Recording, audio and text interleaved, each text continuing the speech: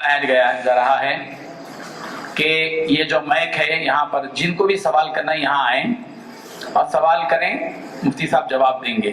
دو مفتیان کرام میں سے جو بھی سوال کا جواب دیں گے. جو لوگ تحریر اگر پہلے سے دیے ہیں تیار رہے کسی کے پاس سوالات کی. اگر سوالات تحریر میں کسی کے پاس ہیں تو وہ پہلے تو پہنچا دیں، پہلے ان کو جوابات دے دیں گے. اس کے بعد مائک سے جو لکھ نہیں سکتے یا لکھنا نہیں چاہتے اور بالراست سوال کرنا چاہتے ہیں ان کو موقع دیں گے. پہلا سوال ہے، میت کا انتقال ہو گیا اور تدفین دوسرے مقام پر ہوئی تو بیوہ عورت کس مقام پر عدت گزارے؟ اس سوال کا تعلق باب عدت سے ہے.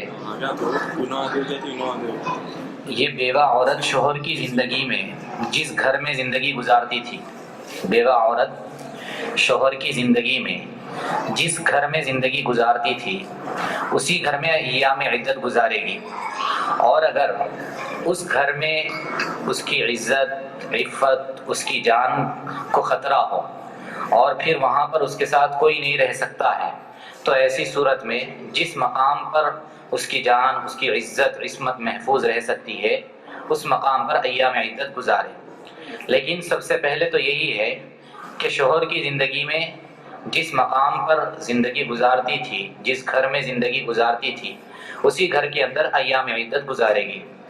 دوسرا سوال ہے، میت کا کوئی مستقل مکان نہیں اور چند فرزند ہیں تو ایام عدت میں اپنے ان فرزندوں کے پاس کچھ دن قیام کر سکتی ہے یا نہیں؟ یہ بھی ایام عدت سے متعلق مسئلہ ہے کہ اگر شوہر مستقل کسی گھر میں نہیں رہتا تھا تو بیوی رہتی تھی یا نہیں رہتی تھی. بیوی اگر کسی گھر میں مستقل رہتی تھی، مثلا کسی بیٹے کے پاس ہی شوہر کی زندگی میں، تو اسی بیٹے کے پاس ایام عدت گزارے گی. اور اگر شوہر کی طرح، میت شوہر کی طرح بیوی بھی مستقل ایک جگہ نہیں رہتی تھی، شوہر مثلا 4 دن ایک بیٹے کے پاس، پھر 4 دن دوسرے بیٹے کے پاس، اسی طرح بیوی بھی الگ الگ گھر بدلتی تھی، تو شوہر کے انتقال کے بعد ان بیٹوں میں سے کسی ایک بیٹے کے پاس مکمل ایام عدت گزارے. اس کی اجازت نہیں ہوگی کہ جس طرح زندگی میں 4 دن ایک بیٹے کے پاس، 4 دن دوسرے کے پاس، تیسرے کے پاس 4 دن، چوتھے کے پاس 4 دن، اس طرح سے ایام عدت گزارنے کی اجازت نہیں ہے، بلکہ 4 یا 5 بیٹوں میں سے کسی ایک بیٹے کے پاس مکمل ایام عدت گزارے. تیسرا سوال ہے، میت جس جگہ مدفون ہے وہیں عدت گزارنا ضروری ہے یا کہیں بھی گزار سکتی ہے؟ پہلے جواب میں اس کا جواب آ گیا ضمناً کہ میت جس جگہ مدفون ہے اس کا اعتبار نہیں ہے. میت جو آدمی مرا ہے اس کی زندگی میں عورت کس جگہ زندگی گزارتی تھی، کس گھر میں رہتی تھی، اس گھر میں ایام عدت گزار سکتی ہے، وہاں پر اس کی حفاظت ہے تو اسی گھر میں ایام عدت گزارے گی. دفن کی جگہ کا اعتبار نہیں ہے. بعض مرتبہ ایسا ہوتا ہے کہ وہ کسی گاؤں میں رہتی ہے، اتفاق سے کوئی ناگہانی حادثہ پیش آتا ہے، کسی اور شہر میں شوہر کا انتقال بھی ہوتا ہے، وہیں شہر کے اندر ہی شوہر مدفون ہوتا ہے، تو اب یہ حکم نہیں دیا جائے گا کہ جس شہر میں مدفون ہے شوہر اس شہر میں جا کر ایام عدت گزارے. اصل اس سلسلے میں معیار اور بنیادی چیز یہ ہے کہ شوہر کی زندگی میں عورت کس جگہ پر اور کس گھر میں ایام عدت گزارتی تھی، اسی گھر میں کس گھر میں زندگی گزارتی تھی اسی گھر میں ایام عدت گزارے گی. شوہر کی دفن کی جگہ کا اعتبار نہیں ہے. نمبر 4، میت نے حیات میں مہر ادا نہیں کیا تو بعض لوگ میت کے سامنے مہر معاف کراتے ہیں، تو کیا معاف ہو سکتا ہے؟ یہ بڑی بری بات ہے کہ زندگی کے اندر مہر ادا نہ کرنا. بہتر اور افضل تو یہی ہے کہ جس وقت نکاح ہو اسی وقت معجلاً مہر ادا کر دیا جائے علی الفور. اور اگر معجلاً یعنی ادھار ہے تو اس میں اتنی تاخیر نہ ہو کہ عام طور پر 60 سال گزر جاتے ہیں، 50 سال گزر جاتے ہیں، مہر ادا نہیں کیا جاتا. یہ اچھی بات نہیں، یہ آپ کے ذمے میں قرض ہے، اس لیے کوشش یہ کرنا چاہیے کہ جتنا جلد ہو سکے اس کی ادائیگی کی تکمیل ہو جائے. لیکن اگر بالفرض ایسی صورت پیش آئے کہ کوئی آدمی کوتاہی کی وجہ سے یا کسی اور وجہ سے اپنی بیوی کا مہر ادا نہیں کیا تو ایسی صورت میں وہ شوہر انتقال کر جائے تو اس کا جو ترکہ ہے، اس کا جو مال وراثت ہے، اس مال سے مہر ادا کیا جائے گا. لیکن اگر بیوی اپنی جانب سے، بیوی خود اپنی رضامندی سے یوں کہہ رہی ہے کہ میں اپنا مہر معاف کر چکی، شوہر کے ترکے سے میں کچھ لینا نہیں چاہتی، ایسی صورت میں معاف ہو جائے گا. لیکن ماحول ایسا نہ بنایا جائے کہ جبراً وہ مجبوری کی صورت میں اسے یہ کہنا پڑے کہ میں مہر معاف کر چکی. ایسا ماحول نہ بنایا جائے، ایسی ترغیب کوئی نہ دے اس کو، وہ خود اپنی رضامندی سے کہے تو معاف، لیکن اگر ماحول بنا دیا گیا ایسا، دو چار عورتیں مل کے اصرار کر رہی ہے کہ چلو مہر معاف کرو، تو یہ جبرن مہر معاف ہوگا، اس کا حق ترکہ سے ساقط نہیں ہوگا، ترکے کی حیثیت سے تو ملے گا ہی اس کا حصہ، وراثت میں الگ اس کا حصہ، اولاد ہونے کی صورت میں 1/4 حصہ، اولاد ہونے کی صورت میں پورے کل ترکے کا 8واں حصہ ملے گا، اولاد نہ ہونے کی صورت میں پورے کل ترکے کا 1/4 حصہ، یعنی 4 میں سے 1 حصہ ملے گا۔ یہ تو ترکے کی حیثیت سے ملے گا، وراثت کی حیثیت سے، لیکن وراثت کی حیثیت سے ملنے سے پہلے اس کا مہر ادا کیا جائے گا۔ اگر جبرن جو ہے مہر معاف کرنے کا ماحول بنایا گیا اور جبرن اس کے ساتھ اس طرح کا معاملہ کیا گیا۔ نمبر 5، منتشر اجزاء کی نماز جنازہ کے بارے میں اہل میت اصرار کریں تو کیا کیا جائے؟ یہ جواب بتایا گیا تھا صبح میں دوران درس کہ اگر اجزاء منتشر ہے، جیسے ایک ہاتھ پڑا ہوا ہے، ایک جانب سر پڑا ہوا ہے، ایک جانب انگلیاں پڑی ہوئی ہے، اس کی نماز جنازہ نہیں پڑھی جائے گی۔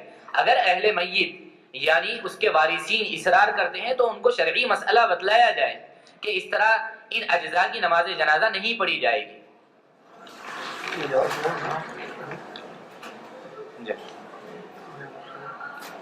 مہر بخشوانے کا مسئلہ، جو مسئلہ ایک مرتبہ بتا دیا گیا مکرر نہ آئے، یعنی دوبارہ اس مسئلے کو لکھ کر نہ بھیجے۔ یہاں پر سوال یہ ہے کہ جو آدمی اپنی زندگی میں مہر ادا نہیں کیا، لہذا اس کی بیوی کو لوگ کہتے ہیں مہر بخشو یا معاف کرو، اس کے بارے میں کیا حکم؟ ابھی تفصیلی بات بتلائی گئی، اپنی رضامندی سے بغیر کسی جبر کے، بغیر کسی اس طرح کے ماحول پیدا کیے وہ خود معاف کر دیتی ہے تو معاف ہے، ورنہ تو اس کا حق رہے گا اگر ماحول اس طرح بنا کے زبردستی معاف کرایا گیا تو۔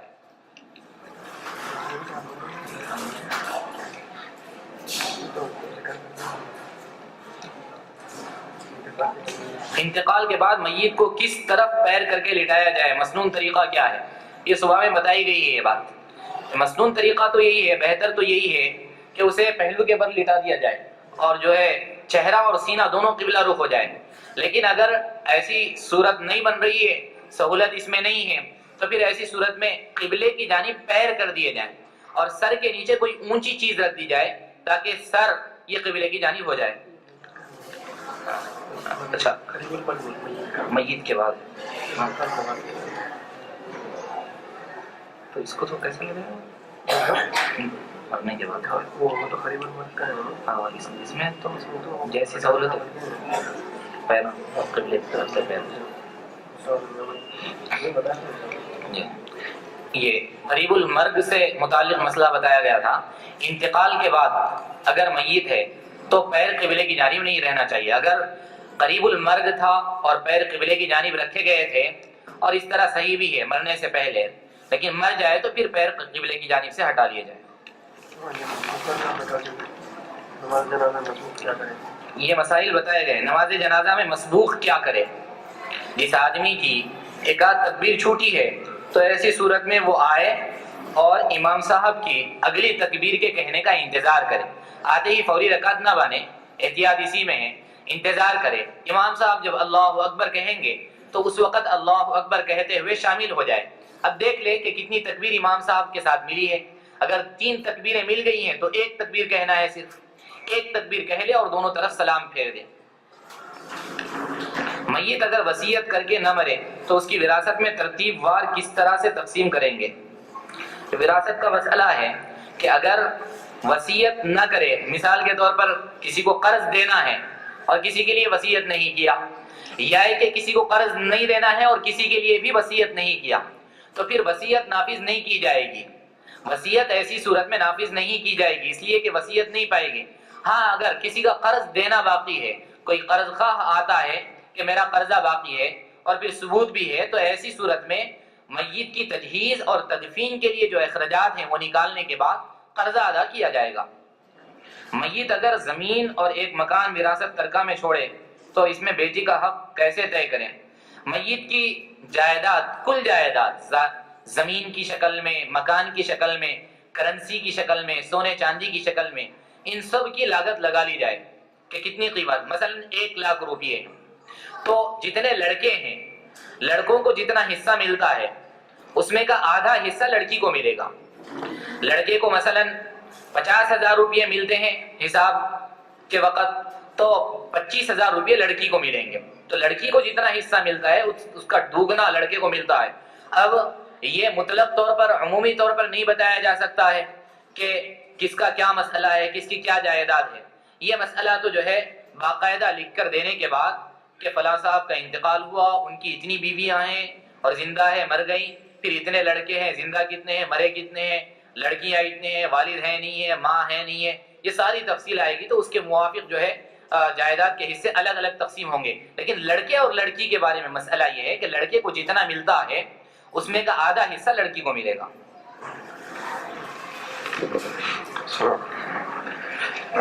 اگر جنازہ ظہر یا مغرب یا عشاء یا جمعہ میں آئے تو سنتوں کو مقدم کیا جائے یا جنازے کی نماز کو مقدم کیا جائے؟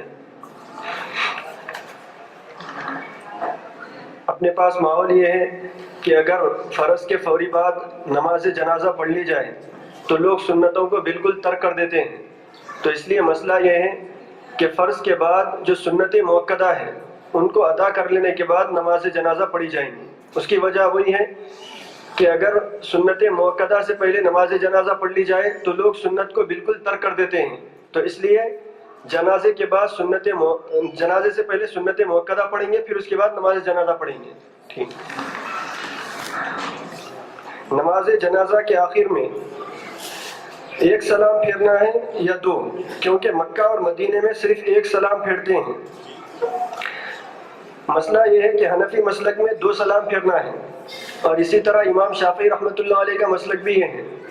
مکے والے مدینے والے چونکہ حنبلی مسلک کو اختیار کرتے ہیں اور حنبلی مسلک میں 1 سلام ہے, تو اس بنیاد پہ وہ 1 سلام کو اختیار کرتے ہیں. ہم جس امام کے مقلد ہیں اس امام کے پاس نماز جنازہ میں 2 سلام ہیں, تو اس بنیاد پہ 2 سلام پھیرنا ہمارے پاس ضروری ہے. خبر کو زمین کی سطح سے کتنا اونچا رکھنا چاہیے؟ خبر کو اونٹ کی کوہان کی طرح بنانا یہ مسنون ہے. تو اونٹ کی کوہان جتنی بلند ہوتی ہے اتنی بلند خبر کو رکھا جائے, اس سے زیادہ بلند نہیں رکھا جا سکتا. آدھا ہاتھ زیادہ سے زیادہ, اس سے زیادہ خبر کو اونچا نہیں رکھا جا سکتا. خبروں پر نام لکھنا, کتبہ لگانا, کیا اس کی گنجائش ہے؟ اگر علامت کے لیے صرف پہچاننے کے لیے نام لگایا جاتا ہے یا پھر کوئی علامت وہاں پر رکھ دی جاتی ہے تو اس کی گنجائش ہے. باقی قرآنی آیات لکھ کر وہاں پر کتبہ لگانا اس کی اجازت نہیں ہے, کیونکہ ہو سکتا ہے کہ بھئی وہاں پر بے حرمتی ہو, لوگ ویسے بھی آ جاتے ہیں. پھر ایک وقت ایسا آئے گا کہ جو قرآنی آیات لکھی ہوئی ہیں وہ آہستہ آہستہ مٹتے جائے اور اس کے ذرات زمین پہ مل جاتے ہیں, تو اس سے قرآن کی بے حرمتی آتی ہے. تو ویسے ہی بغیر آیات قرآنی لکھے کے اگر علامت کے لیے شناخت کے لیے کتبہ لگایا جاتا ہے تو اس کی گنجائش ہے.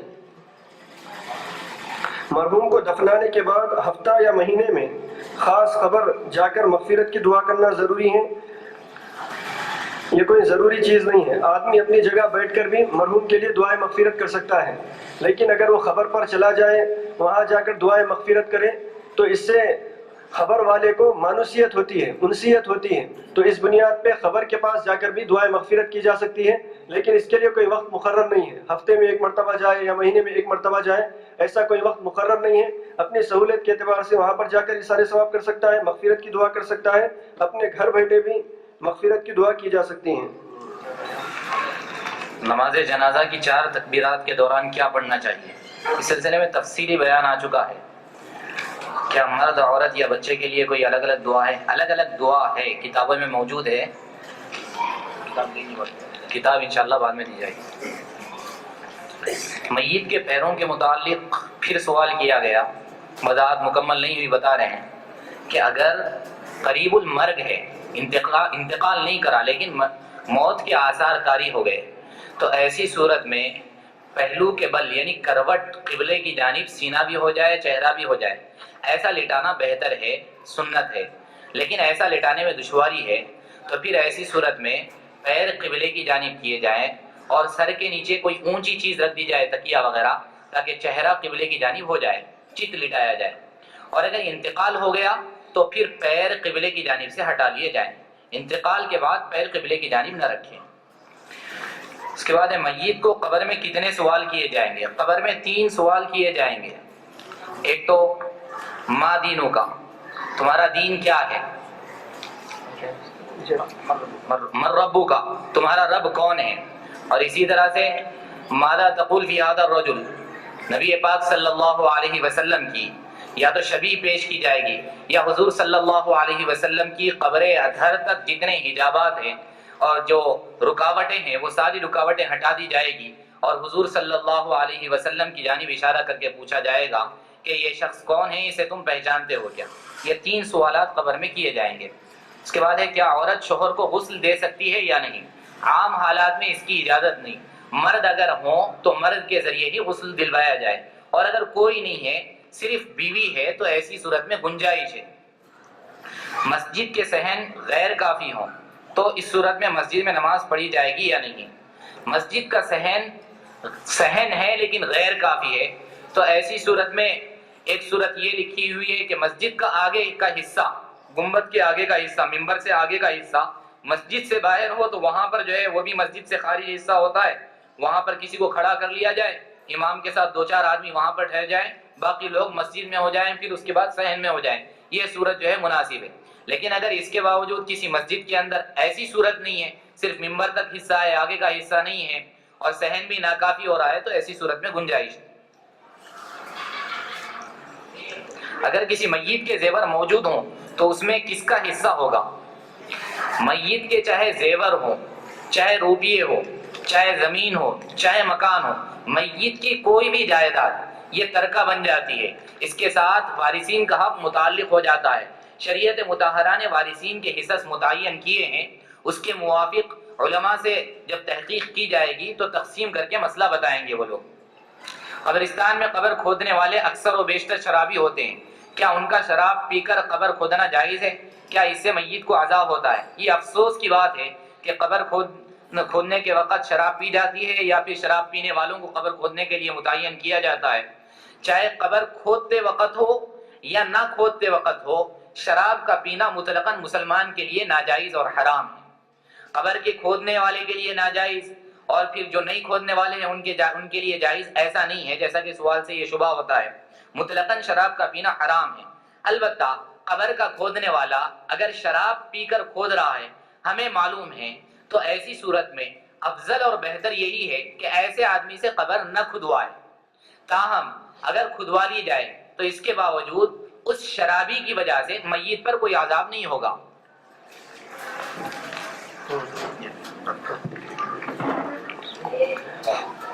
دودھ بخشانے کا کیا مطلب ہے؟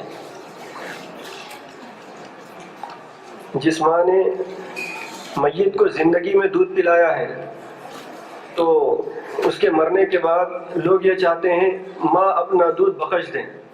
ماں کا حق بچے کے اوپر ہے اور وہ دنیا سے رخصت ہو گیا ہے تو ماں سے درخواست کی جاتی ہے کہ دودھ بخش دیں، تو ماں کو اس تعلق سے بتلایا جاتا ہے تو ماں دودھ بخش دیتی ہیں۔ شریعت میں اس کی کوئی اصل نہیں ہے، اس لیے کہ ماں کا جو حق ہے وہ کسی بھی وقت ادا نہیں ہو سکتا۔ ماں چاہے بخش دے پھر بھی اس کا حق ادا نہیں ہو سکتا۔ یہ بے اصل اور بے بنیاد رسم ہے، قابل ترک ہے، اس پر عمل کرنا یہ درست نہیں۔ میت کو غسل کب دیا جائے؟ عین تدفین کے وقت یا مرنے کے بعد؟ جیسا کہ صبح میں بتلایا گیا ہے کہ میت کی تجہیز اور تکفین میں جس قدر جلدی ہو سکے، عجلت ہو سکے، کرنی چاہیے۔ میت مرنے کے بعد یہ ناپاک ہو جاتا ہے۔ آدمی جب مرتا ہے تو مرنے کے بعد اس کی جو ناش ہے وہ ناپاک ہو جاتی ہے۔ یہی وجہ ہے کہ اس کے بدن سے جو پانی جدا ہوتا ہے وہ پانی ناپاک پانی کہلاتا ہے، تو اس لیے زیادہ دیر تک میت کو ناپاک حالت میں نہیں رکھنا چاہیے، جلد از جلد اس کو غسل دینا چاہیے۔ جب غسل دے دیا گیا تو پھر محض کسی کے آنے کا انتظار نہیں کرنا چاہیے، باقی جو مراحل ہیں وہ مراحل فوری طور پہ اختیار کر لینے چاہیے۔ بے نشان ناش کا کیا حکم ہے؟ اول تو یہ کوشش کرنی چاہیے کہ کسی بھی علامت کے ذریعے میت کی شناخت ہو جائے، مسلمان ہے یا غیر مسلم ہے، یہ نشانات کے ذریعے، علامات کے ذریعے اس کی شناخت ہو سکتی ہے۔ مرد آدمی ہے تو یہ دیکھ لیا جا سکتا ہے مختون ہے، ختنہ کیا ہوا ہے یا نہیں، اس سے عام طور پہ اندازہ ہو جاتا ہے۔ ایسے ہی عورت ہے تو وہاں پر بھی اس کے ہاتھوں کو دیکھنے سے اندازہ ہو جاتا ہے یا اس کے گلے کو دیکھنے سے اندازہ ہو جاتا ہے کہ کس قسم کا زیور وہ پہنی ہوئی ہے، یا ہاتھوں پہ نشانات بنے ہوئے ہیں جیسے غیر مسلم بناتے ہیں. تو اول تو نشانات کے ذریعے تحقیق کرنا چاہیے کہ آیا یہ غیر مسلم کی میت ہے یا مسلمان کی میت ہے. اور اگر علامات کے ذریعے ایسی کوئی شناخت نہیں ہو سکی تو ایسی صورت میں یہ دیکھنا چاہیے کہ وہ میت کہاں ملی ہے. اگر مسلمان آبادی میں ملی ہے تو ظاہر یہی ہے کہ یہ مسلمان آدمی کی میت ہے، تو اس کے ساتھ مسلمان جیسی میت کا معاملہ کیا جائے. اور اگر غیر مسلم آبادی میں ملی ہے تو اس صورت میں پھر مسلمان میت جیسا اس کے ساتھ معاملہ نہیں کیا جا سکتا. مکروہ اور ممنوع اوقات میں نماز جنازہ کا کیا حکم ہے؟ اگر جنازہ اسی وقت حاضر ہوا ہے، اسی وقت مسجد میں لایا گیا ہے یا جنازے گاہ میں لایا گیا ہے جب مکروہ وقت تھا، تو ایسی صورت میں اسی وقت نماز جنازہ پڑھ لی جائیں گی، اس میں کوئی کراہت نہیں. ہاں اگر جنازہ پہلے حاضر ہو گیا اور اس کو روک کر مکروہ اوقات میں اس کو ادا کیا جا رہا ہے تو یہ مکروہ ہے، ممنوع ہے.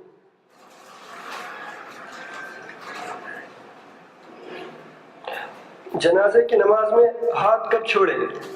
اس معاملے میں کوئی زیادہ شدت کی بات نہیں ہے اور کوئی زیادہ اس معاملے میں اختلاف کرنے کی بات بھی نہیں ہے. علماء اکرام سے اس بارے میں 3 طریقے منقول ہیں. ایک تو یہ کہ جب چوتھی تکبیر کہہ لی جائے تو اس کے بعد دونوں ہاتھ چھوڑ دیے جائیں، اس لیے کہ چوتھی تکبیر کے بعد کچھ پڑھنا نہیں ہے. ہاتھ اس لیے باندھے جاتے ہیں تاکہ کچھ پڑھا جائے، تو چوتھی تکبیر کے بعد چونکہ کچھ پڑھنا نہیں ہے تو اس لیے چوتھی تکبیر کہتے ہی دونوں ہاتھ کو چھوڑ دینے چاہیے.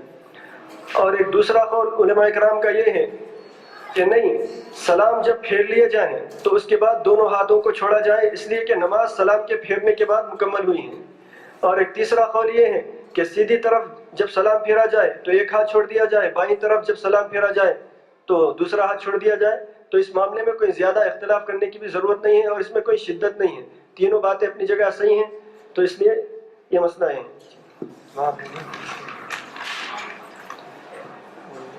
میت کو قبر میں کس طرح اتارا جائے؟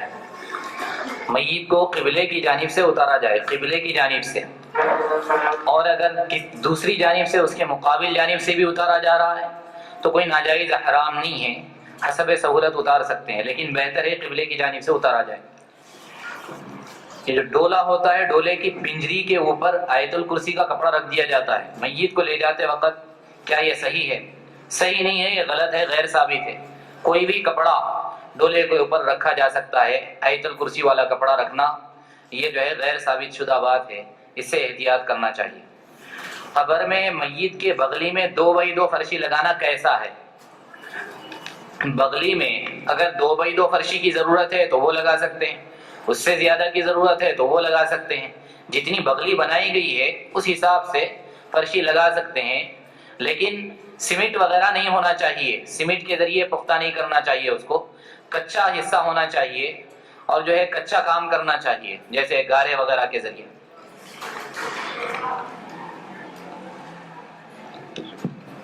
اگر کوئی حالت جنابت میں نماز جنازہ پڑھائے، بعد میں پتہ چلا جنوبی تھا، کیا نماز کا اعادہ کریں؟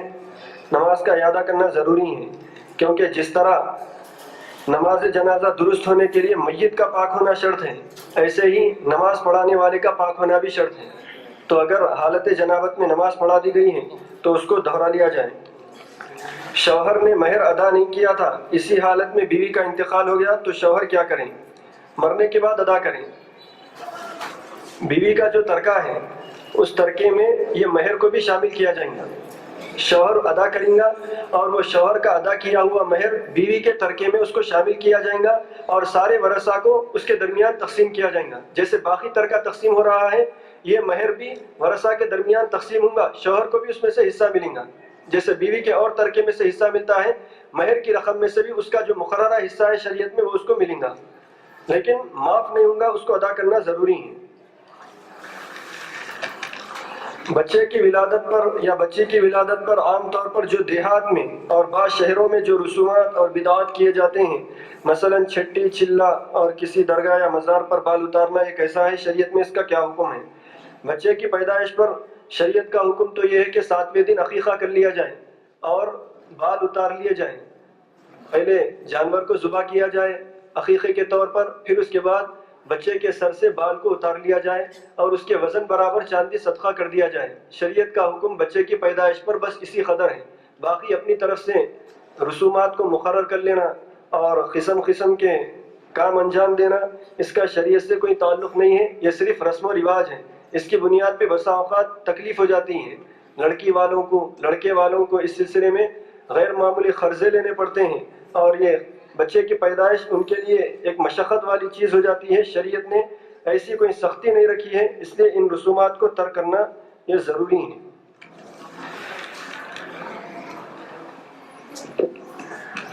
اکثر جگہ نماز جنازہ ایسے میدان میں یا صحن میں پڑھی جاتی ہے جہاں میدان یا صحن کا پاک ہونا یقینی نہیں ہوتا، کیا نماز ہو جائے گی؟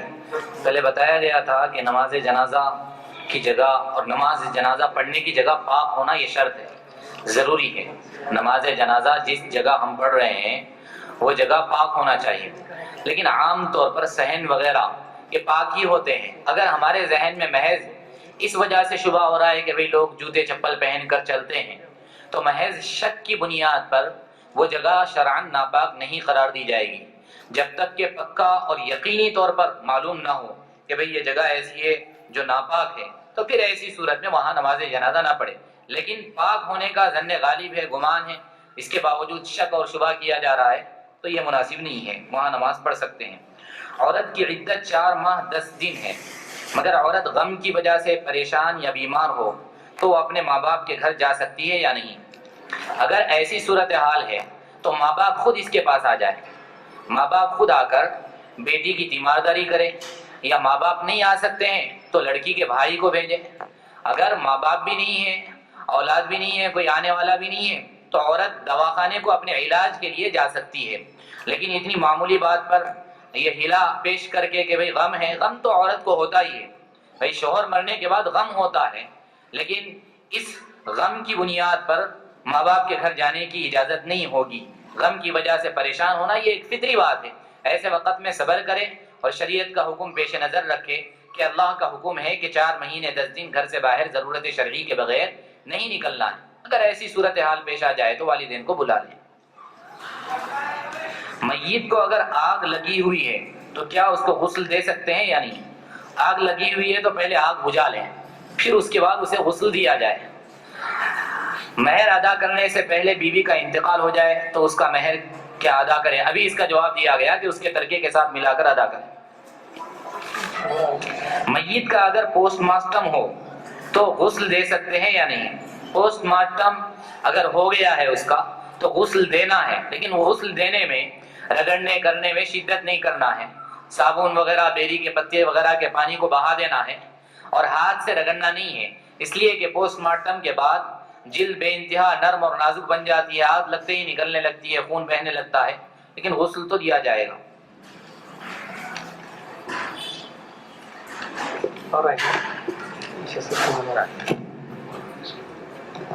مرحوم کی طرف سے 40 دن تک کسی غریب کو کھانا دینا کیا ضروری ہے؟ بالکل ضروری نہیں ہے، لیکن اگر اپنی طرف سے خیر خیرات کرنا چاہ رہا ہے یا اپنی رقم سے میت کے لیے ایصال ثواب کرنا چاہ رہا ہے تو بغیر کسی التزام کے، اس کو ضروری سمجھے بغیر، اگر وہ 40 دن تک کھلاتا ہے یا 1 سال تک کھلاتا ہے، پوری زندگی کھلاتا ہے، تو یہ اس کا اپنا اختیار ہے، لیکن شریعت کی طرف سے ایسا کوئی وقت مقرر نہیں ہے۔ قبر پر دعا کرتے وقت قبلہ رخ ہونا ہے یا نہیں؟ صبح میں مفتی صاحب یہ مسئلہ بتا چکے ہیں۔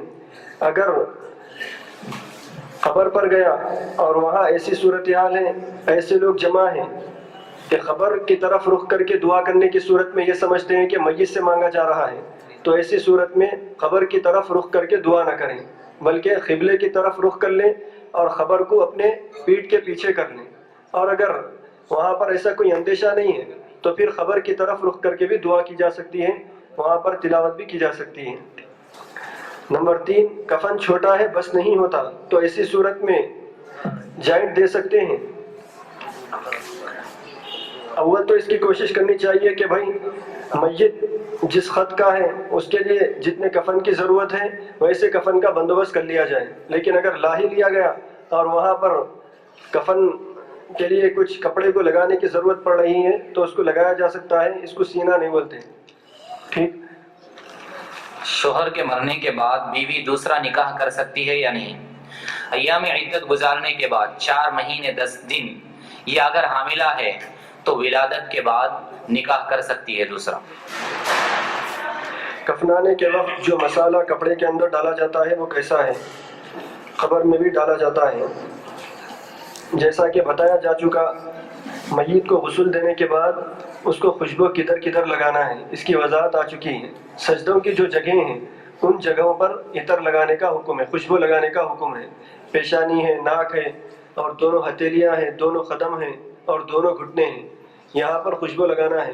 باقی اس میں جو اسراف کیا جاتا ہے، ضرورت سے زیادہ خوشبو استعمال کی جاتی ہے، وہ مناسب بات نہیں ہے. پھر اگر یہ میت کے ترکے سے اگر ایسا کیا جاتا ہے تب تو پھر یہ ناروا تصرف ہے. عورت میت کا کفن کا طریقہ، سینہ بند خمار کس نمبر پر ہو؟ دوسرے نمبر پر ہونا. پہلے تو نیچے لمبی چادر رہیں گی، پھر دوسرے نمبر پر سینہ بند ہوگا، اور پھر تیسرے نمبر پر تہبند ہوگا، اور پھر چوتھے نمبر پر قمیص ہوں گی. اور خمار یعنی دوپٹہ جو ہوگا وہ تو علیحدہ طور پہ سر پہ رکھا جائے گا، جس سے سر کے بال اس کے ڈھانکے جائیں گے. تو سینہ بند کا جو نمبر ہے وہ دوسرے نمبر پر ہے. شوہر کا مکان کرائے پر تھا اور انتقال ہو گیا تو اسی وقت مکان چھوڑ دیا، وہ عورت عدت کے دن کہاں گزارے؟ اگر وہیں پر گزار سکتی تھی تو گزارنا چاہیے تھا، لیکن اگر گھر چھوڑ دیا ہے تو پھر ایسی صورت میں اپنے مائکے میں جا سکتی ہے جہاں پر اس کی عزت، اس کی جان کی حفاظت ہے، اس کے محرم ہیں، وہاں پر جا کر ایام عدت گزار لے. اس کے بعد دوسری جگہ نہ جائے، وہیں پر گزارے مکمل ایام عدت. یہ ایک لمبا سوال ہے. عورت غیر مسلم تھی اور مسلمان ہو کر نکاح کر لیا اپنی مرضی سے، جبکہ والدین کی رضامندی نہیں تھی. اب اس کا انتقال ہوا تو گھر والے یعنی اس کے والدین نے الزام لگایا کہ اس کو مار دیا گیا، ورنہ قانونی طور پر کام کرتے ہوئے بھاری رقم مانگی جا رہی ہے. تو شوہر کیا کرے؟ یعنی بیوی نو مسلم تھی، جب اس کا انتقال ہو گیا تو بیوی کے جو والدین ہیں وہ الزام لگاتے ہیں اس کو زبردستی مارا گیا ہے، اس کو قتل کیا گیا ہے، لہٰذا وہ شوہر سے بھاری رقم طلب کرتے ہیں. تو ایسی صورت میں شوہر کیا کریں؟ اگر قانونی طور پہ اس سے مقابلہ کر سکتا ہے تو مقابلہ کریں، اور اگر ایسا نہیں کر سکتا ہے تو مجبوری کی صورت میں جو رقم دی جا رہی ہے وہ دے کے وہ ناش کو حاصل کر لیں. ورنہ اگر بیوی کو حاصل نہیں کریں گا اور ان کی ناش ان کے پاس ہی رہیں گی تو غیروں کے طریقے پر ان کی تدفین عمل میں آئیں گی. نماز جنازہ نہیں ہوں گی، کفن دفن نہیں ہوں گا، بلکہ جلا بھی دیا جائیں گا.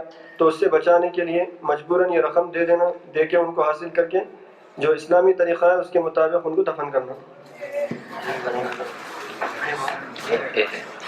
مہر قدیم زمانے کا ادھار ہے اور اس وقت ادا کیا جا رہا ہے تو کس حساب سے دیا جائے؟ اگر اس وقت رقم کی شکل میں مہر طے ہوا تھا، مثلا آج سے 10 سال پہلے، مثال کے طور پر، اس سے زیادہ بھی ہو سکتی ہے مدت، اس سے کم بھی، مثلا 10 سال پہلے 500 روپیہ مہر طے ہوا تھا یا 5000 روپیہ مہر طے ہوا تھا. اب 10 سال کے بعد اس زمانے میں جو 5000 تھے 10 سال کے بعد 10000 ہو گئے، تو کیا بیوی 10000 کا مطالبہ کر سکتی ہے؟ شوہر 5 کے بجائے 10 دے گا؟ ایسا نہیں، بلکہ رقم جتنی متعین ہوئی تھی، چاہے 60 سال پہلے ہو، 10 سال پہلے ہو، مثلا 5000 طے ہوئی تھی، تو ایک بڑی مدت گزرنے کے بعد بھی مہر ادا کرنا ہے، مہر کا مطالبہ کرنا ہے تو اتنی ہی رقم ادا کی جائے گی صرف. البتہ سونا جتنا طے ہوا تھا، مثال کے طور پر ساتھ میں 1 تولہ سونا بھی طے ہوا تھا، تو پھر اس زمانے کا 1 تولہ سونا دیا جائے گا. اس زمانے میں جو 1 تولہ سونا طے ہوا تھا، اس زمانے کا 1 تولہ سونا دیا جائے گا. سونے میں بھی جو ہے مقدار نہ بڑھائی جائے گی نہ گھٹائی جائے گی. شوہر یہ نہیں کہہ سکتا کہ بھئی اس وقت تو 1 تولہ سونا 5000 میں آتا تھا، 25000 میں آ رہا، لہذا جو ہے 5000 روپے کا 2-4 گرام جو سونا ہوتا ہے وہ دے دوں گا. اس کی گنجائش نہیں. سونا جتنا طے ہوا تھا 1 تولہ طے ہوا تھا، اگرچہ اس کی رقم بڑھ گئی. اب 1 تولہ سونا یا 1 تولے کی فی زمانہ جتنی رقم ہے 25000 مثلا، اتنی رقم ادا کرے گا. تو رقم جتنی طے ہوئی اتنی ہی رقم دے گا، جتنا سونا طے ہوا اتنا ہی سونا دے گا، چاہے زمانہ آگے بڑھ جائے یا پھر اس زمانے کے حساب سے کرنسی گھٹ جائے یا بڑھ جائے، سونے کی قیمت گھٹ جائے یا بڑھ جائے، جتنا بھی طے ہوا تھا اتنا ہی ادا کرے گا۔ کیا داڑھی کو عطر لگانا چاہیے؟ داڑھی اور سر کے بالوں کو عطر لگانا چاہیے، اچھا ہے، مسنون ہے۔ میت کے انتقال کے بعد قبلہ رخ پاؤں کر کے لٹاتے ہیں، کیا یہ صحیح ہے؟ یہ طریقہ مرنے سے پہلے کا ہے، ابھی آدمی مرا نہیں اس وقت یہ طریقہ اختیار کیا جا سکتا ہے۔ قبلہ رخ اس کے پیر ہوں اور اس کے سر کے نیچے تکیہ لگا ہوا ہو اور چہرہ اس کا قبلے کی طرف ہو، یہ طریقہ مرنے سے پہلے کا ہے۔ جب آدمی سکرات کے عالم میں ہو تو اس وقت کا یہ طریقہ ہے، باقی جب اس کا انتقال ہو گیا تو پھر اس کو اس طریقے پر نہیں لٹانا چاہیے، قبلے سے اس کو پھیر دینا چاہیے، اس کے پیر قبلے کی طرف نہ رہیں بلکہ کسی اور طرف رہیں۔ میت کے سینے پر کلمہ طیبہ لکھتے ہیں، کیا یہ صحیح ہے؟ یہ چیز سنت سے ثابت نہیں ہے۔ جب کپڑا بچا کو میت کو دفناتے رہتے ہیں، اس کے اندر جو ہے دیہات میں رہنے کے لالے بولتے ہیں کہ وہ ڈالنا بولتے ہیں، کفن کو لکھو اس کے اوپر جو ہے لکھو، اور وہ ڈالنے کے بعد اچھا کلر سے حرفان دکھتے ہیں، اور کفن میں بھی جو ہے وہ پاؤڈر ڈالتے ہیں، سندل اور ابیر کیا کیا کی دال کو کیا ہے ڈالتے ہیں، وہ نہیں ڈالے تو جھگڑا کرتے ہیں، اس کے بارے میں کیا کرنا؟ جھگڑتے رہتے ہیں جی، صرف خوشبو کے طور پہ اور کفن کی حفاظت کے لیے تھوڑی مقدار میں اگر اس کو ڈالا جاتا ہے تو اس کی اجازت ہے، لیکن اس میں غیر معمولی اسراف کرنا اور ضرورت سے زیادہ اس کو ڈالنا یہ چیز جو ہے درست نہیں ہے، اس سلسلے میں لوگوں کو سمجھانا چاہیے۔ جو میت کے جو کفن کا جو کپڑا جو چادر کے لیے جو بچھاتے ہیں، جی، اب یہاں پر جو بتایا گیا تھا اس کی چوڑائی زیادہ تھی۔ اب ہمارے حمد آباد تعلقے میں اکثر جو میت کے لیے جو کپڑا لایا جاتا ہے وہ اس کا پنا چھوٹا ہوتا ہے، تو کیا اس کے 2 چادر بنا سکتے ہیں؟ تو ایک وہ جو درمیان میں جوڑ کر کے، ہاں جوڑ کر کے نہیں، بس ادھر آدھا ادھر آدھا کر کر اچھا کفن کو مطلب بن جاتا ہے۔ ایک دوسرے کے اوپر چڑھا دیتے ہیں۔ جی، اب وہ اکثر جو بیشتر جو کپڑا تھا 36 پنے کا جو چوڑائی رہتی ہے اس کی، جی۔ اس میں میت پورا لپٹ نہیں سکتے، تو اب اکثر وہ بیشتر احمد آباد میں 2 کپڑے کر کے اس کو لپٹ دیتے، تو اس کے بارے میں آپ نہیں 4 ہوتے ہیں۔ اصل تو یہی ہے کہ کفن کے سلسلے میں بڑے پنے کا کپڑا لینے کی کوشش کریں۔ اگر کوئی علاقہ ایسا ہے کہ وہاں پر دستیاب نہیں ہے تو جیسی صورت بتائی گئی کہ ایک ہی کپڑے میں کے حکم میں ہوگا، وہ ایک زائد کپڑا نہیں سمجھا جائے گا۔ اصل تو 3 کپڑوں میں غسل کفن دینا یہ سنت ہے مرد آدمی کے لیے، عورت ہے تو 5 کپڑے، تو ایک کپڑا چونکہ زائد ہو رہا ہے، اور یہ زائد کپڑا اس لیے ہے کہ مکمل طور پر جسم نہیں ڈھک رہا ہے، تو یہ اس طرح کپڑوں کو یوں ہٹا لیا جاتا ہے، تو یہ زائد کپڑا نہیں سمجھا جائے گا بلکہ اسی کپڑے کا ایک جز سمجھا جائے گا۔ مجبوری کی صورت میں اس کی گنجائش ہے، اس کی اجازت ہے۔ السلام علیکم۔ ایک جنازے میں گلبرگہ ہی میں ایک جنازے میں شرکت کرا، اس جنازے میں سورہ فاتحہ کا پڑھنا تو ابھی بات معلوم ہوئی، لیکن سورہ فاتحہ کے ساتھ ضم سورہ بھی جہرن نماز میں پڑھایا گیا، تو اس کا ثبوت انہوں نے حدیث سے بھی بتایا، تو کیا یہ صحیح ہے؟ سورہ فاتحہ کا تو تذکرہ ملتا، وہ تو آپ سے سن لیا، ہمیں اطمینان ہوا، اس کے ساتھ ضم سورہ بھی ملا ہے، تو کیا اس کا ثبوت؟ وہ دلیل انہوں سے معلوم کرنا۔ پھر بھی آپ ذرا بتا دیں تو لوگوں کو اچھا رہے گا۔ کتابوں میں تو صرف سورہ فاتحہ ہی کا تذکرہ ہے، حضرت عبداللہ ابن عباس اور بعض صحابہ کرام سے یہ بات منقول ہے، لیکن جیسا کہ بتایا گیا سورہ فاتحہ جو صحابہ کرام نماز میں تلاوت کیے تھے جنازے کی، تو وہ بطور دعا کے تھی، بطور ثنا کے تھی، تو اگر اس نیت سے سورہ فاتحہ کو پڑھا جاتا ہے تو اس کی گنجائش ہے، لیکن باقاعدہ قرات کے طور پر اور تلاوت کے طور پر اس کو پڑھا جاتا ہے تو حنفی مسلک میں یہ ٹھیک نہیں۔ اور ایک مسئلہ یہ ہے، بعض دیہاتوں میں بغلی خبر مارنے کے بعد بھی، اندر میت کو رکھنے کے بعد بھی لوگ کفن میلا کرو یہ کہہ کر اس پر مٹی ڈالتے ہیں، کیا اس کا بھی ثبوت ہے؟ کیا مطلب؟ کفن میلا کر بولتے ہیں مٹی میں۔ اچھا، نہیں، ایسی کوئی شریعت میں بات نہیں ہے، جی، سنت سے یہ چیز ثابت نہیں ہے، یہ اپنی جانب سے بنائی گئی باتیں ہیں یہ سب۔ ٹھیک۔ اب جیسا کہ ایک جنازہ ہے اور جلنے کی حالت میں بالکل اس کی شکل صورت پہچان نہیں آ رہی، اس کے بارے میں کیا حکم ہے غسل کے لیے؟ مسلمان ہے یا کافر ہے؟ ہاں مسلمان ہے۔ مفتی صاحب کی جانب سے یہ جواب بتایا گیا کہ کوئی بھی ایسی علامت جو مسلمان ہونے پر دلالت کرتی ہے، اس علامت کی بنیاد پر اسے مسلمان سمجھا جائے گا، اور مسلمانوں کی طرح اسے غسل بھی دیا جائے گا, کفن بھی دیا جائے گا, نماز جنازہ بھی پڑھی جائے گی, تدفین بھی کی جائے گی. اور ایک یہ ہے کہ جیسے قبر کے اندر اب اتارا گیا, اتارنے کے بعد کچھ جگہ ہے کہ لکڑی ڈال کر مچتے ہیں اس جی. کو کفن یعنی جنازہ کو جو ہے قبر کے اندر اتارا گیا, اتارنے کے بعد جا کر جیسے اس کے اوپر آدھا حصہ جو قبر کا ہوتا ہے وہاں سے کیا کرتے ہیں کہ لکڑی وغیرہ ڈال کر اوپر مٹی ڈالتے ہیں, یا کچھ جگہ فرشی وغیرہ ڈال کر جو ہے پھر اوپر مٹی ڈالتے ہیں. تو اس کے بارے میں کیا ہے؟ بالکل یہی صحیح طریقہ ہے, یہی جائز ہے. براہ راست کفن پر مٹی کا ڈالنا اور لاش پر براہ راست مٹی کا ڈالنا یہ خلاف شریعت اور خلاف سنت ہے. اس کے اوپر مٹی نہیں گرنی چاہیے. السلام علیکم. اکثر دیہات کے اندر جب کسی کا انتقال ہوگا تو رات میں لوگ میلاد پڑھتے ہیں اور سلام پڑھتے ہیں, کیا پڑھنا مناسب ہے نہیں مناسب ہے؟ صبح میں جتنی چیزیں نماز جنازہ, غسل اور کفن سے متعلق بتلائی گئی وہی چیزیں سنت طریقے کے موافق ہیں, اور ان چیزوں میں جتنی باتیں اضافے کی محسوس ہو رہی ہے جیسا کہ آپ پوچھ رہے ہیں, صبح میں یہ چیزیں نہیں بتائی گئی, نہ کفن سے متعلق, نہ دفن سے متعلق, نہ جنازے سے متعلق ایسی کوئی بات بتائی گئی. لہذا یہ سب خلاف سنت ہے, اس کا کوئی ثبوت نہیں ہے شرعاً. اور جنازے کے سامنے لوگ اگربتی جلاتے ہیں اور غیر لوگ بھی شرابی پکڑ کے جنازے کو پکڑتے ہیں, تو موجود ہے مناسب ہے؟ آپ کا ایک سوال سمجھ میں آیا, دوسرا جملہ سمجھ میں نہیں آیا. جنازے کے سامنے اگربتی جلاتے لوگ, کیا خوشبو کے لیے جلاتے, کیا کچھ اس کے لیے؟ ہاں ساتھ میں لے کے چلتے, ساتھ میں لے کے چلتے. اس کا ثبوت نہیں ہے.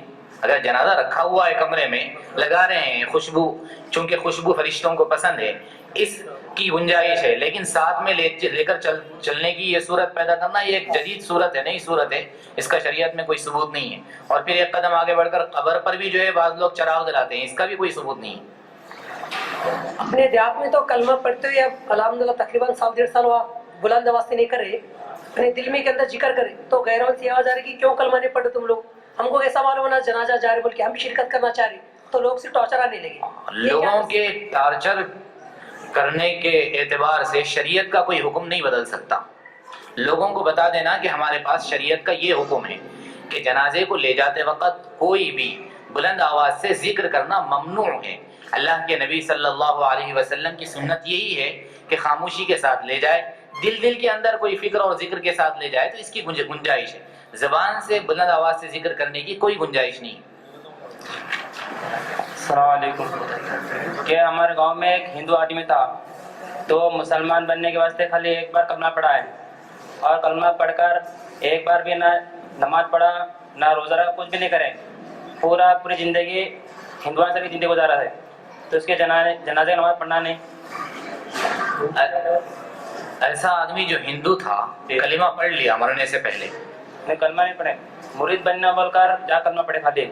جی مرید بننے کے واسطے, بیعت کرنے کے واسطے, مرید بننے کے واسطے جا کر کلمہ پڑھے خالی ایک بار, اور پوری زندگی ہندوانہ زندگی گزارے سے. اگر ظاہری طور پر کوئی کافر کلمہ پڑھ لیتا ہے تو اس کے دل میں کیا ہے ہمیں اس کی جانکاری کی ضرورت نہیں ہے. ظاہری طور پر وہ اللہ کو ایک مان لیا اور محمد صلی اللہ علیہ وسلم کو نبی اور رسول مان لیا, تو ظاہری طور پر مسلمان ہونے کا حکم لگ جائے گا اسے.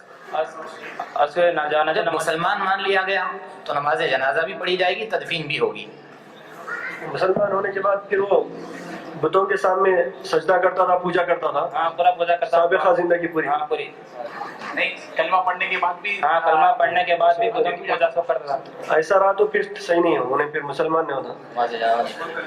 جی خالی کلمہ پڑھ کے پھر وہی پرانے جی جی نہیں پڑھتا. اکثر دیہاتوں میں جو ہے اب بچہ پیدا ہوتے انتقال ہوگا تو جو ہے اس کو لے کے جا کے قبرستان چھوڑ کے دوسری جگہ میں دفن کرتے ہیں. اس کے بارے میں کیا ہے؟ دیہاتوں کے اندر جو ہے بچہ پیدا ہوتے مر گیا, پیدا ہوتے تھوڑی رویا, رونے کے بعد مر گیا, مر جانے کے بعد اس کو قبرستان میں دفناتے, قبرستان چھوڑ کے پھر دوسری جگہ میں دفناتے. اچھا, ایک جگہ دفن کر کے پھر نکال دیں؟ نہیں, قبرستان چھوڑ کے بچوں کے لیے الگ, یعنی وہ جو قبرستان ہے مسلمان کا, وہ اچھا. مسلمان کا قبرستان چھوڑ کے دوسری جگہوں میں, دوسری کھیتوں میں وغیرہ جا کے دفناتے اس کو. दूसरे वही अगर दूसरी जगह खेत वगैरह अपनी ममलूका नहीं है, वो खेत वगैरह अपनी मिल्कियत में नहीं है, अपनी जमीन नहीं है, गवर्नमेंट की रहती है, गवर्नमेंट की जगह में दफना। गवर्नमेंट की भी रही तो कानूनन इजाजत जरूरी है, कानून आमतौर पे इसकी इजाजत नहीं रहती, इसीलिए जो मारूफ कब्रिस्तान है वहां पर दफनाएं, यही बेहतर तरीका है। और वो गाँव का है कोई जल के मरे तो उसके खबर के अंदर क्या करते हैं, नमक डालते हैं। नहीं, वो यानी फुट के जो है बांस नहीं आना बोल के जो है डालते बोल के बोलते हैं। अगर बदबू वगैरह की वजह से डाल रहे हैं तो इसकी गुंजाइश है।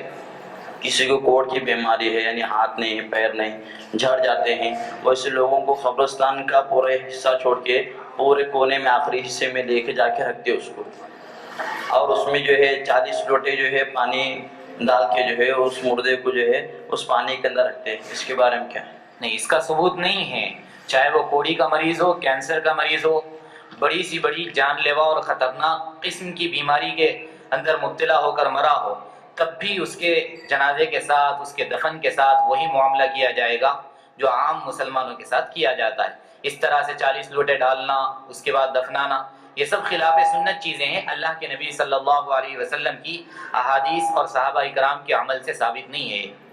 वो मिनहा खलक़नाकुम फ़ीहा नुईदुकुम व मिनहा नुख़रिजुकुम तारतन उख़रा बोल के सारे लोगों को आवाज़ से पढ़ा के जो है वो जो है खुल के मट्टी बोल के जो है ढेले डालते हैं। मट्टी के ढेले डालते वक्त पढ़ने का मसनून तरीका और मुस्तहब तरीका ये है कि पहली मरतबा मिनहा खलक़नाकुम कह कर डालें, दूसरी मरतबा वफ़ीहा नुईदुकुम, तीसरी मरतबा व मिनहा नुख़रिजुकुम तारतन उख़रा।